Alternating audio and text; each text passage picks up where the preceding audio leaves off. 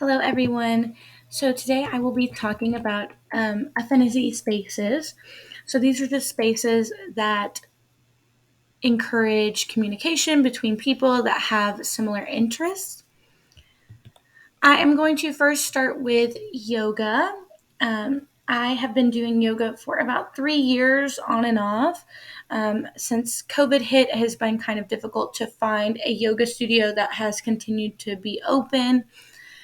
So I have been doing a lot of yoga at home. So the affinity spaces that I've been using to help encourage my continued love for yoga have been a YouTube channel. It is called Yoga with Adrienne. She is one of the best yoga instructors online that I have ever found. So she has just videos. She usually does like 30 days of yoga lessons, so one each day. And they all have different topics. You can also find anything that you need, like for the morning or your core or detoxing, just anything that you could really ever want. There is a community tab, and that shows like her schedule. Um, and it's just a great way to communicate. You can like, post, and comment.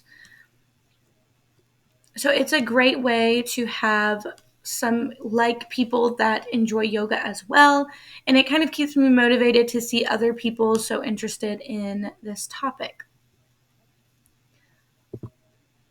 The next is her Facebook page, which is kind of similar to her YouTube channel, but it just talks about posts. It has pictures.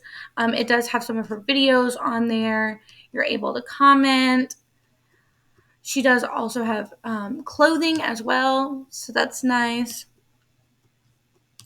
So just a really awesome way to stay connected with people that are like-minded and enjoy to do yoga as well. The third affinity space that I'm going to be talking about is also a Facebook page. It is Flip Your Dog Yoga Center.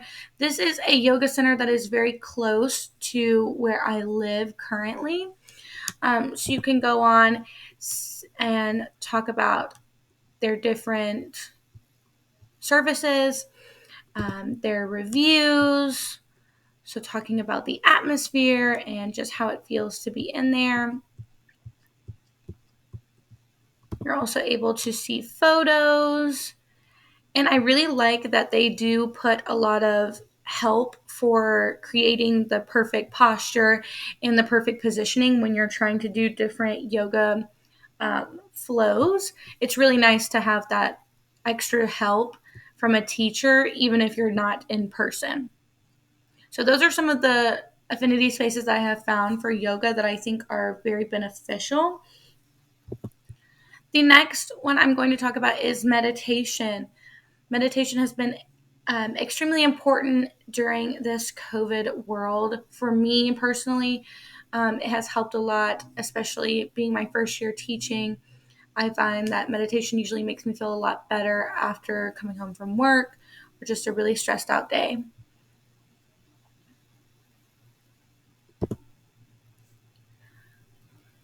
So, one of the main people that I listen to when I do meditation is Sadhguru. He is a public figure. He's very intellectual. He has topics about essentially everything that you could think of, um, and talks about a lot of political aspects and societal aspects that influence how you might meditate or things that you should be meditating for or about. Um, he just is a very, very inspirational person for me. You obviously can comment, like, you can also find people that have similar beliefs. Um, Sadhguru does believe in Hinduism, so it's really interesting to learn about new things like that I didn't get to grow up learning about. So it's been very awesome having these types of spaces to give me the aspect of learning and inspire me to learn about different things and different cultures that I didn't grow up doing.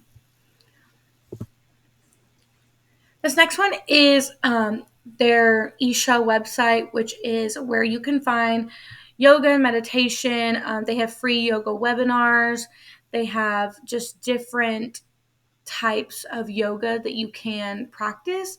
They also have different events. Sadly, none of them are in Georgia, so I can always do the ones that are online, which will connect you with different types of people from all over the world that are also doing the online webinars. It's a really great thing to do. They do have centers in various places. USA, I think, only has about 4. The one main thing that I wanted to show is that he does have many books. I have 2 of his books that I'm currently reading. Um, One is about karma, and it's a really interesting read, unlike anything that I've ever read before. And these just give you a description of what the book is, how you can download. They're all free books. So they're all like ebooks. But you can also buy his books on Amazon or Barnes and Noble. These are just really, really cool, interesting reads. You can also subscribe and get your weekly newsletter. So there's just a lot of different topics that he talks about in regards to life and spirituality. And then the third one is his YouTube channel.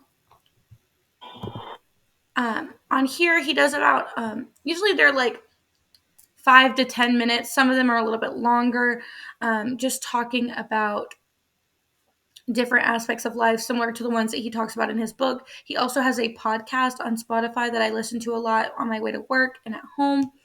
But YouTube gives you that type of community that you're looking for within an affinity space. So I hope that these are all interesting to you guys. I hope that you choose to maybe look some of these up and do some research. As a teacher, I know that it's really easy to get stressed out, and I really, really encourage the use of meditation and yoga to find some peace and just balance with your work and personal life. So, thank you so much for listening.